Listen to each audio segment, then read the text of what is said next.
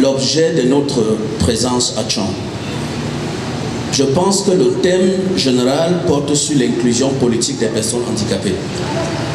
Je vais intervenir, bien sûr, sur la politique de la décentralisation, l'approche handicap dans la décentralisation, fruit du transfert des compétences aux collectivités territoriales décentralisées. Je voudrais d'abord m'en excuser parce que je n'ai pas pu mettre le document, d'ailleurs les documents, parce que j'ai préparé 2 documents.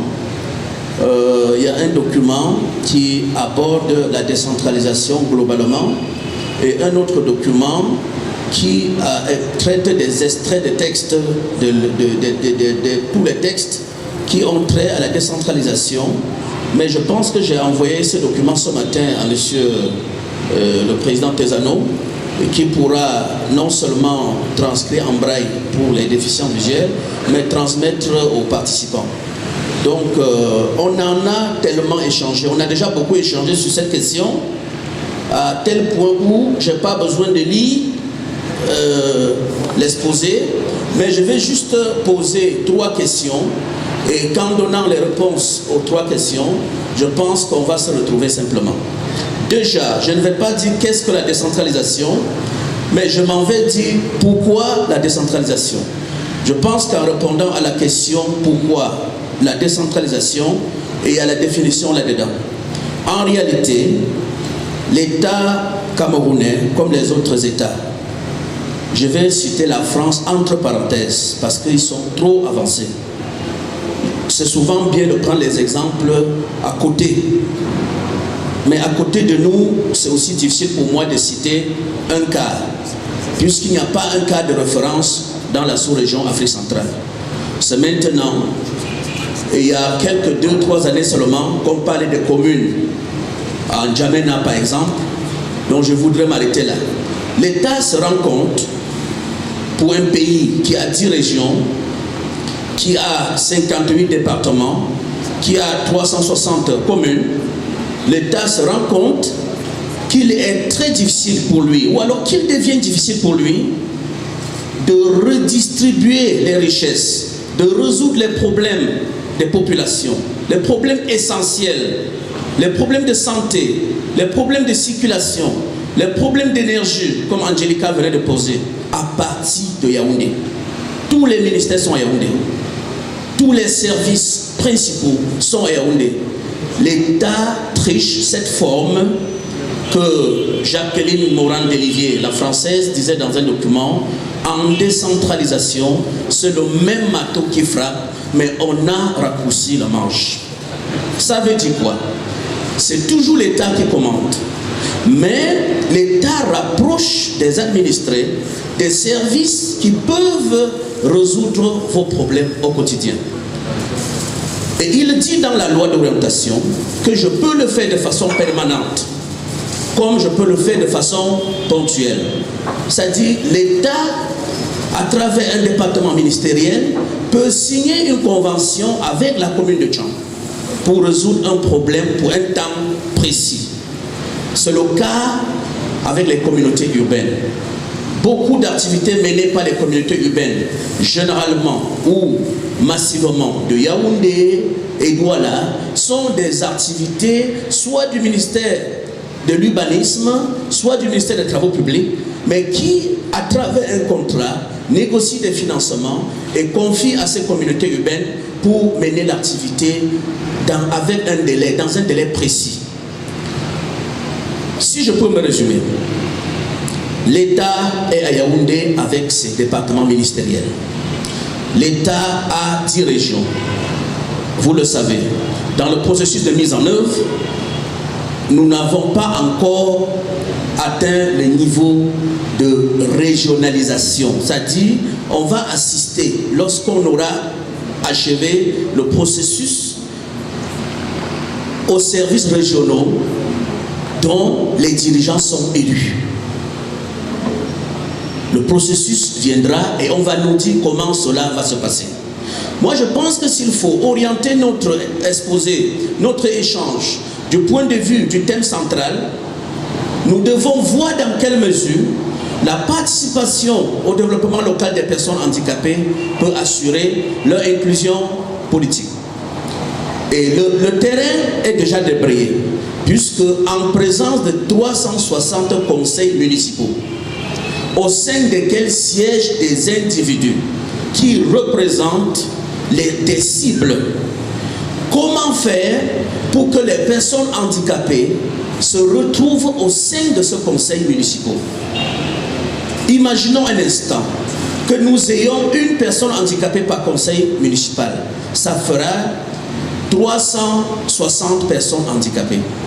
Les 360, si elles sont formées, peuvent prendre la parole au sein d'un conseil municipal, peuvent parler uniquement de l'approche handicap, des préoccupations qui sont les leurs au sein des 10 conseils et assurer d'une manière ou d'une autre, et ce à long terme, parce que la plupart des questions pour la première année que vous allez poser, on va vous dire c'est pas possible maintenant. Mais si vous insistez, chaque jour vous prenez la parole pour ne parler que de l'approche handicap, vous allez devenir monsieur ou madame handicap au sein du conseil municipal X, comme bien appelé le président du conseil de la communication, s'appelle qui? Conseil national de la communication. Bien appelé monsieur l'anglais, Peter Isoka. On va vous appeler monsieur l'approche handicap. Mais si vous partez à travers un parti politique et que vous ne vous retrouvez plus handicapé au sein du conseil, vous portez la robe de votre parti et vous vous alignez derrière les militants de votre parti au sein du conseil, la communauté des personnes handicapées n'en profitera pas. Nous sommes dans un contexte où les moyens sont tellement limités. Les moyens ne suffisent même pas pour résoudre des problèmes ordinaires. Parce que comme nos droits sont violés, comme on ne tient pas compte de nous, on traite nos problèmes comme des problèmes extraordinaires. C'est pour cela que dans le cadre des ODD, dans le cadre de la Convention des Nations Unies relative aux droits des personnes handicapées, et on insiste sérieusement, et c'est ce que vous allez faire, et c'est ce que je pense même que vous le faites déjà, on insiste sérieusement sur le fait que les préoccupations des personnes handicapées, les préoccupations des citoyens qui vivent avec des incapacités sont des questions des droits de l'homme et non des pures questions qui relèvent du social. L'appel de Jean, l'appel de ce jour tourne autour de la problématique de la participation effective des personnes handicapées à la vie politique et publique. Si nous restons scotchés à notre thématique décentralisation et personnes handicapées, nous savons très bien qu'au sein d'une commune, je suis heureux que le Master of Ceremony, si on peut l'appeler comme ça, soit chargé de la communication à la commune de Tchang. Je vais finir par lui poser une question, il va nous faire un peu le témoignage de ce qui se passe là-bas. Il y a un bureau qu'on appelle Bureau des affaires sociales et culturelles. Dans beaucoup de communes, ce bureau n'est pas pourvu de personnel. Et dans des communes où ce bureau est pourvu, la personne qui est à la tête découle de l'intention politique du maire. C'est une sœur, c'est une copine, c'est un frère, ainsi de suite. La personne n'est pas forcément formée à la question de l'affaire culturelle et sociale. C'est un plaidoyer que nous devons mener. C'est une question très très importante. D'autre part maintenant, comment faire pour assurer sa participation politique? Et l'État nous l'a dit, et nous le savons très bien. Premièrement, nous devons être inscrits sur une liste électorale. Ça, c'est un devoir. Maintenant, nous avons le droit aussi, comme le président Tezano nous interpellait hier lors de son discours à la cérémonie de lancement officiel, nous avons aussi le droit de proposer notre candidature. De dire, moi je veux être conseiller municipal. Moi je veux être maire une fois que vous êtes au conseil. Nous devons avoir cette possibilité. Mais dans notre contexte, c'est très difficile. Il faut passer par un parti politique. Et pour passer par un parti politique au Cameroun, il faut avoir un peu de moyens ou être coopté. Vous devez soit avoir les moyens vous-même ou être coopté par quelqu'un qui est lourd. Par quelqu'un qui est très lourd.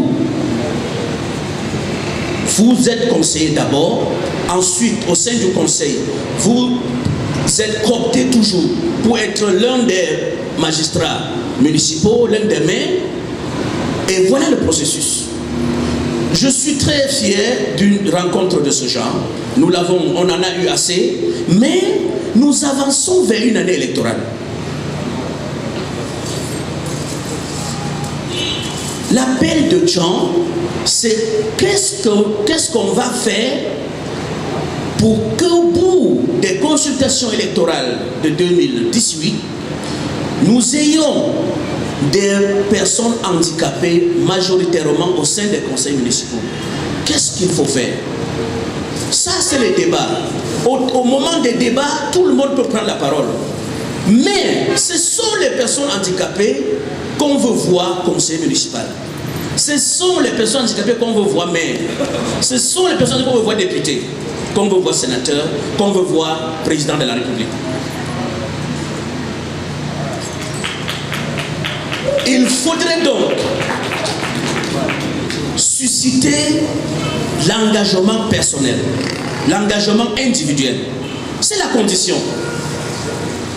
C'est-à-dire la question de la participation politique des personnes handicapées qui passe, tout passe par là. Si vous ne pouvez pas vous faire écouter au sein des lieux où on délibère, au sein des lieux où on décide, vous n'allez que subir au quartier. Donc parler de développement local et personnes handicapées, si vous voulez, on rentre purement à l'action sociale des collectivités territoriales. Et je demande encore ce que la commune de Tchang fait. Il y a une ligne d'action sociale au sein des communes. Cette ligne est appuyée par le ministère des Affaires sociales chaque année. Mais combien? Il y a des communes qui reçoivent 80 000. Et le processus pour débloquer les 80 000, c'est-à-dire 80 000 vient sous forme de carton. Le processus pour débloquer les 80 000 dépasse 80 000. Et il y a des communes qui reçoivent 400 000, 800 000, autres 1,2 million pareil. Les 1,2 million, vous enlevez d'office la TVA qui est 19,25%. En fait, toutes les taxes tournent autour de 30%. Le reste d'argent, c'est seulement pour acheter un fauteuil roulant. Non, non, pas un fauteuil roulant. Un tricycle. Un tricycle. Et un tricycle local. Pas un bon tricycle importé. Alors, voilà l'ensemble des questions que si vous n'êtes pas au conseil municipal, pour demander à monsieur le maire d'écrire à la hiérarchie, pour accepter que, bon, nous reconnaissons, nous sommes pauvres, il n'y a pas beaucoup de moyens, mais levons les taxes. J'ai déjà écrit pratiquement 3 fois au ministère de l'Administration territoriale pour demander qu'on lève les taxes sur ce genre de ligne. Ça ferait que pour une ligne de 1 200 000 dans le budget de la commune et que le ministère des Affaires sociales apporte aussi 1 200 000, ça fera 2,4 millions, on peut faire quelque chose avec. Mais malheureusement, comme nous ignorons, comme nous ne sommes pas au conseil, comme nous ne vérifions pas, on n'a pas la possibilité de vérifier l'exécution du budget, parce qu'il y a quelque part où on attrape les gestionnaires. Un maire peut jongler comme il veut. Mais si vous êtes personne handicapée, vous êtes membre du conseil, le jour où vous aurez le projet d'exécution ou alors le rapport administratif, le compte de gestion du maire, vous irez lui dire au conseil que pourquoi vous avez fait ceci. Nous, on n'a pas la possibilité de faire ce travail. Et c'est ce travail qui opère le changement. C'est ce travail qui peut opérer le changement. Moi, je pense, pour ne pas être long, parce que je suis sûr que c'est une question que vous maîtrisez très bien, je pense que ce serait mieux qu'on renvoie le temps de l'exposer aux discussions si vous le permettez, je m'arrête là et vous posez des questions. Nous tous, on va essayer de répondre parce que Madame Eva, qui est à ma droite, maîtrise aussi très bien le sujet. Mais je voudrais, avant de remettre le micro, proposer au modérateur, je ne sais pas, le président Tezano est sorti, mais on devrait, il y a un point qu'on n'a pas discuté et qu'on devrait revenir dessus. Monsieur Tezano lui-même et Madame Eva peuvent aborder ce sujet en quelques minutes. La question de l'inclusion politique. C'est pour cela que nous sommes ici. Mais quand je regarde tous les exposés, j'avais attendu ça de monsieur de Thuy, de la commission, mais il a plutôt parlé des ODD. Donc je ne sais pas, mais je souhaite qu'on y revienne et là qu'on formule des recommandations fortes qui vont aller dans le sens de l'amélioration. Je vous remercie instantanément en attendant les questions.